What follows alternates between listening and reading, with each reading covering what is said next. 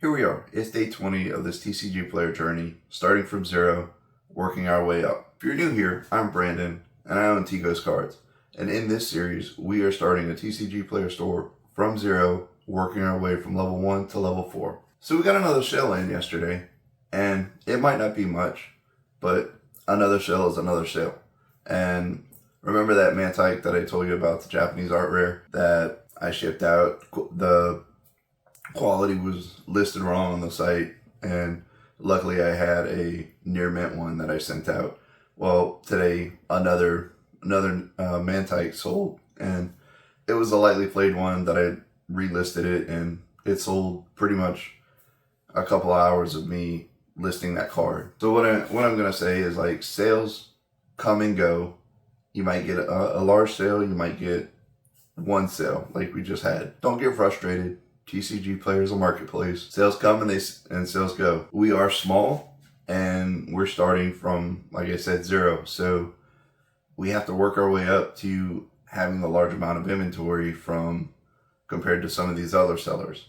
Because if you go on there, some of these other sellers have like 100,000 sales and 100% feedback rating. So let's talk about feedback.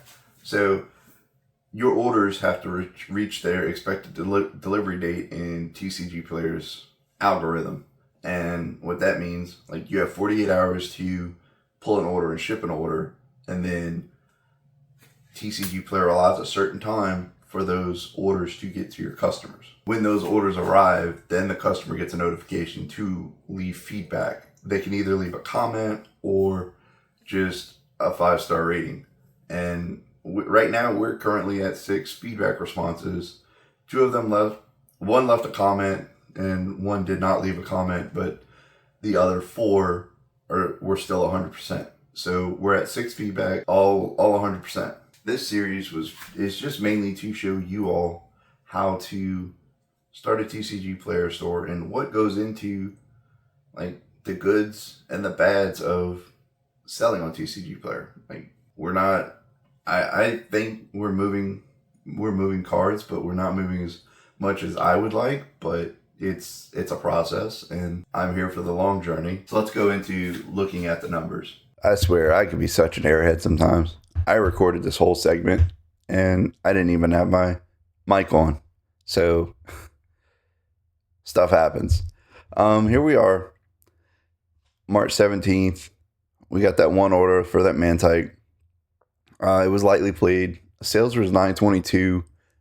I raised my shipping price to $1.42 because the $1.31, like, I'm not making any money where you shouldn't be making money on shipping, but I was actually losing money on shipping.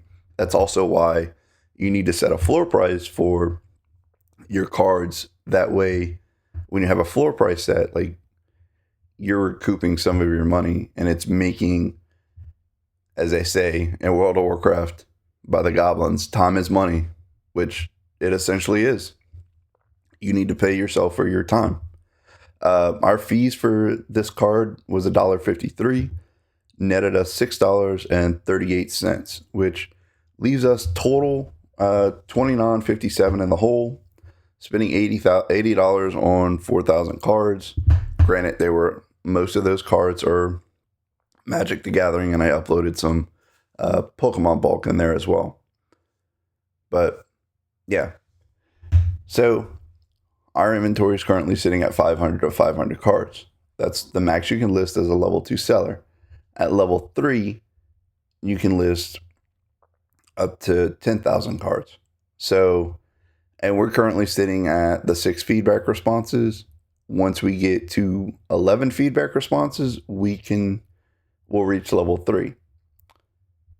So with that being said, it just takes time, but you have to make sure you're doing everything right on your end to make that way, your part of this process is not going to give you negative feedback, providing good customer service. But the postal service and things of that nature, that's out of your control. Once I drop packages off at the post office, that is out of my control, and that is something I can't control. So we're at the whim of the Postal Service. But if you want to follow along on this series, like I said, we're starting from level 1, going all the way to level 4, showing you the goods and the bads, the ups and the downs. But please leave a like, comment, subscribe. I'll see you on the next one.